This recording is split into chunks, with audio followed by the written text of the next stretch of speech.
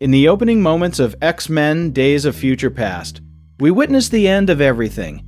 Mutant-kind's last survivors huddle in a monastery as sentinel drones descend through rain and smoke. This isn't merely an action sequence, it's an elegy for an entire species, rendered with a visual poetry that suggests something more ambitious than typical superhero spectacle.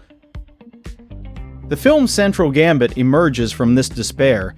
Send one consciousness back 50 years to prevent this future. But rather than a simple plot device, this temporal journey becomes a profound exploration of how memory shapes identity, how trauma echoes across generations, and whether the past can truly be rewritten or merely reinterpreted.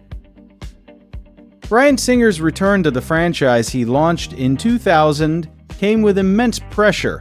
The X-Men cinematic universe had grown increasingly fragmented, with timeline inconsistencies between original films and prequels. Simon Kinberg's screenplay, adapting Chris Claremont and John Byrne's classic 1981 storyline, needed to accomplish something unprecedented: reset the entire continuity while honoring what came before.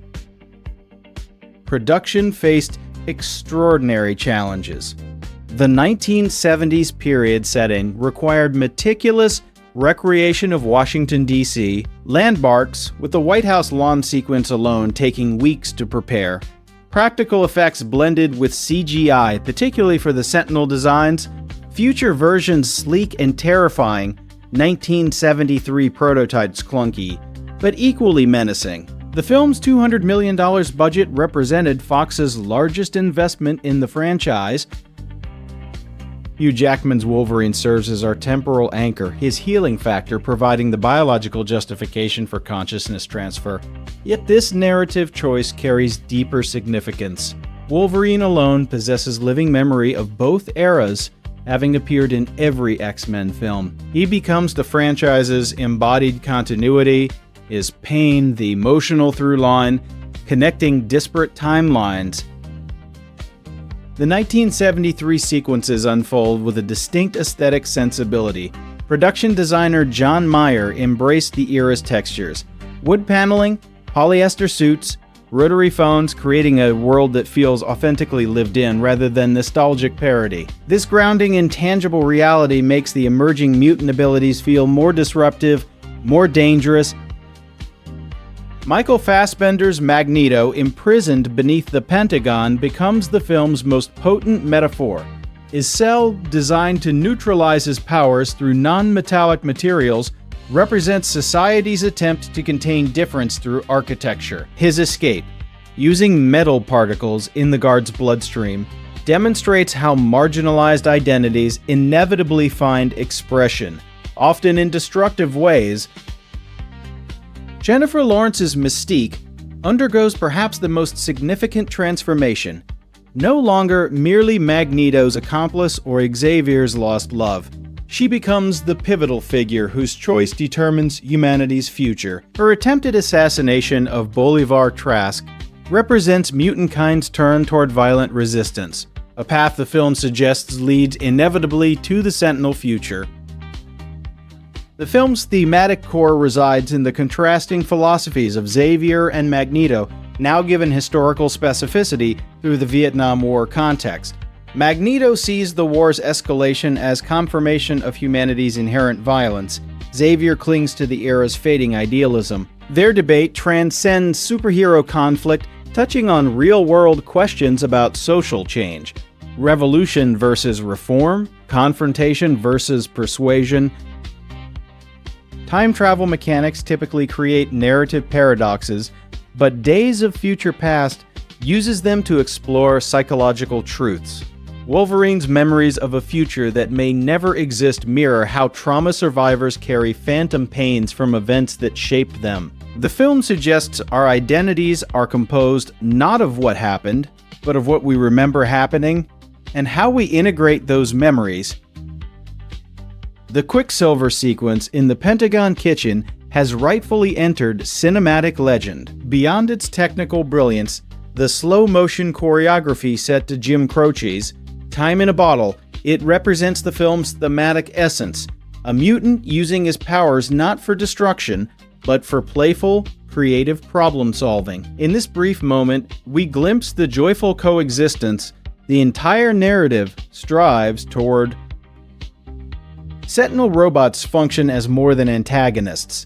Their evolution from Trask's clunky prototypes to the future's adaptive killing machines illustrates technological escalation, each generation designed to counter the previous generation's defenses. This mirrors real arms races and the frightening logic of mutually assured destruction, whether nuclear or genetic. Patrick Stewart and Ian McKellen's future scenes carry extraordinary weight precisely because we know their younger counterparts. When Stewart's Xavier tells McKellen's Magneto all those years wasted fighting each other, we hear 50 years of regret. Their performances suggest that even in this darkest timeline, their relationship has deepened into something resembling love. The affection of old soldiers who finally understand they shared the same war. The film's climax avoids typical superhero spectacle. Instead of a massive battle, we witness a conversation across time and space, future Xavier psychically guiding his younger self through despair. James McAvoy's performance here is astonishing. We watch him rediscover hope not through external victory, but through internal reconciliation with his own pain and privilege. Mystique's final choice. Lowering her weapon, sparing Trask, achieves what decades of Xavier's preaching could not. Her transformation from weapon to witness suggests that social change occurs not when the oppressed meet their oppressor's violence with greater violence, but when they break the cycle entirely. Her human disguise falling away as she walks from the podium becomes the film's most powerful image. Authenticity as revolution. The reset timeline we witness in the film's final moments represents more than franchise housekeeping. The original cast reunited at AV's school, alive and at peace, offers catharsis for audiences who followed these characters for 14 years. But more importantly, it visualizes the central thesis that another future was always possible if someone had made different choices. Days of Future Past ultimately transcends its genre trappings to ask profound questions about history itself. Do we progress linearly toward predetermined outcomes? Or do we stand at countless branching possibilities? The film argues for the latter, that within every moment of conflict lies the potential for a different resolution, that within every memory of pain lies the seed of its healing. As the credits roll, we're left not with sequel bait, but with quiet resolution. The Sentinel future fades like a bad dream, replaced by a present where past wounds have been, if not erased, redeemed. In an era of endless cinematic universes and escalating stakes, this film reminds us that the most powerful superpower isn't strength or velocity, but the courage to imagine a better world, then reach across time to build it. Thank you for watching until the end.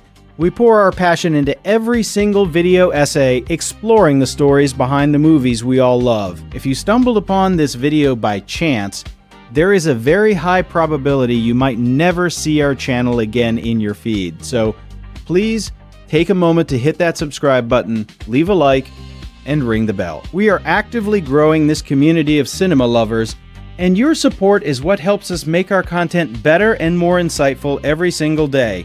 Let's explore the magic of filmmaking together. See you in the next one.